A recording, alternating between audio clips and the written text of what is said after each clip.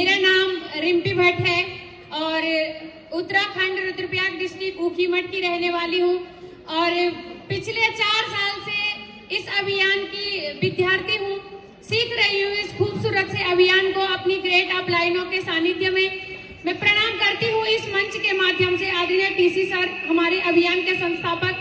प्रणाम करती हूँ सभी रिस्पेक्टेड कोर लीडर और प्रणाम करती हूँ पूरी यूथ टीम का जिन्होंने इतना बड़ा आयोजन किया। मेरी इस अभियान में पिछले 4 साल पहले शुरुआत हुई थी। मेरी किसी पड़ोसी के माध्यम से मुझे ये अभियान मिला था। शुरुआत में मैंने सीरियसली नहीं लिया इस काम को, क्योंकि 2 वक्त की रोटी के लिए बहुत ज्यादा स्ट्रगल नहीं करना पड़ता था और ऐसा नहीं लगता था कि इस काम की जरूरत है, क्योंकि आसानी से जो है 2 वक्त की रोटी मिल जाती थी। लेकिन उसके बाद मेरे जीवन में एक ऐसी घटना हुई जिसने जो है मुझे हिलाकर रख दिया अंदर से, और ये हो गया था कि अब जीवन आगे जीना है या यही खत्म करना है।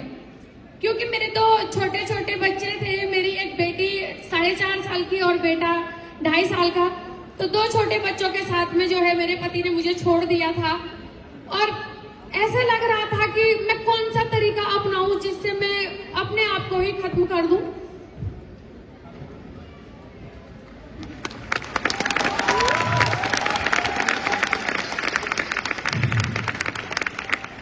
बहुत बार मैंने कई कोशिशें की आत्महत्या करने की, लेकिन जो मेरे 2 छोटे बच्चे थे उनका चेहरा देख के मैं ये कदम नहीं उठा सकती थी।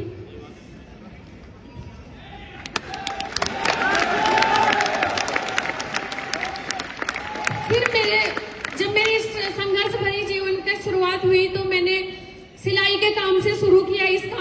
सिलाई से शुरू किया और लॉकडाउन के टाइम पे मेरी ऐसी परिस्थिति थी कि मेरे पास 100 रुपये तक नहीं था। तो सिलाई से शुरुआत की, थोड़ी बहुत 4-5 हजार रुपए इकट्ठा किए। उससे मैंने कुछ लेडीज कॉस्मेटिक सामान खरीदा गांव में, उसको बेचने लगी। मेलों में ठेलियां तक लगाती थी। लेकिन उसी बीच मेरे जीवन की सफल मार्गदर्शक मेरी अपलाइन सुषमा बिष्ट दीदी मेरे जीवन में आई और उन्होंने मुझे इस अभियान का विजन क्लियर करवाया। उन्होंने मुझे बताया कि बहन, आप भी जो है कब तक सिलाई करती रहोगी, आप इस काम से बहुत बड़ा काम कर सकते हो इस अभियान के माध्यम से।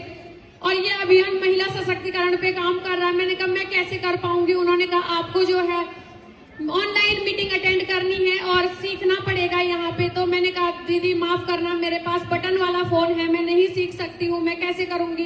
तो उन्होंने कहा अगर कामयाबी चाहिए तो टूल्स बहुत जरूरी है, तुम्हें लेना पड़ेगा। तो मैंने अपनी माँ से रिक्वेस्ट करके एक फोन मंगाया था और मेरी माँ ने मुझे फोन दिलाया था 9,000 रुपये का।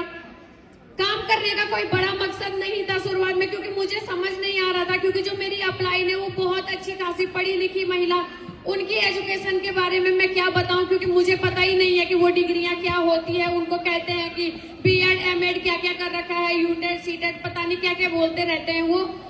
तो मैंने कहा ये शायद पढ़े लिखे लोगों का काम है, क्योंकि मैं सिर्फ हाई स्कूल हूँ। और मैंने यहाँ पे जो है मुझे लगा मेरे बस का नहीं है, मैं नहीं कर पाऊंगी। लेकिन मेरी अपलाइन ने मुझे विश्वास दिलाया, भरोसा दिलाया कि नहीं तुम कर सकते हो। तो शुरुआत में मकसद था सिर्फ 9,000 रुपए का फोन जो मेरी माँ ने दिलाया है उसकी कीमत वसूल होनी चाहिए। तो वहां से शुरुआत की थी। एक ऐसे घर में मैं रहती थी जहाँ पे बारिश के दिनों में हम पूरे बिस्तर पे सो नहीं पाते थे।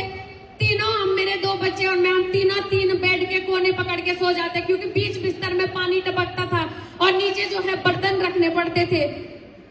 तो इस संघर्ष के साथ मैंने इस काम को शुरू किया और मैं धन्यवाद करती हूँ आदरणीय टीसी सर का, जिन्होंने सही में महिला सशक्तिकरण के ऊपर काम किया है, सिर्फ बातें नहीं। अगर आज ये अभियान नहीं होता, पता नहीं मैं इस दुनिया में होती नहीं होती, और होती भी तो पता नहीं कहाँ किस गुमनाम की जिंदगी जी रही होती।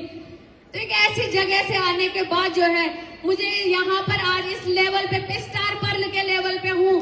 और पहली बार जब मैं नेक्स्ट जनरेशन के प्रोग्राम में आई थी, मैं उस कोने में एक जगह पे बैठी थी। मैंने यहाँ पे लोगों को सुना और मैंने कहा रिम्पी अभी तुम्हारी भी उम्र है, तुम कर सकते हो। और एक दिन जो है अंडर 30 के रूप में यहाँ पे आना है इस मंच पे। और आज जो है मैं सभी अपनी ग्रेट अपलाइनों को प्रणाम करती हूँ, धन्यवाद करती हूँ, जिनकी वजह से आज मैं यहाँ पे हूँ, जिन्होंने मुझे बहुत सपोर्ट किया, सहयोग किया। और मैं हर महिला को कहती हूँ कि अगर मैं कर सकती हूँ तो आप सभी कर सकते हैं। क्योंकि आरसीएम अभियान हर किसी के लिए, ये हमें विरासत में नहीं मिला है, ये हमें जन जन तक पहुंचाना है। और मैं बोलती हूँ अगर आप जन जन तक पहुंचाने में कामयाब हुए तो यहाँ पे कोई महिला जो है स्ट्रगल करने के बाद आत्महत्या करने के बारे में नहीं सोच सकती है, हर किसी को राह मिल सकती है। तो बहुत बहुत धन्यवाद करती हूँ मैं एक बार फिर से सभी अपनी अपलाइनों का जिन्होंने मुझे यहाँ तक आने का मौका दिया और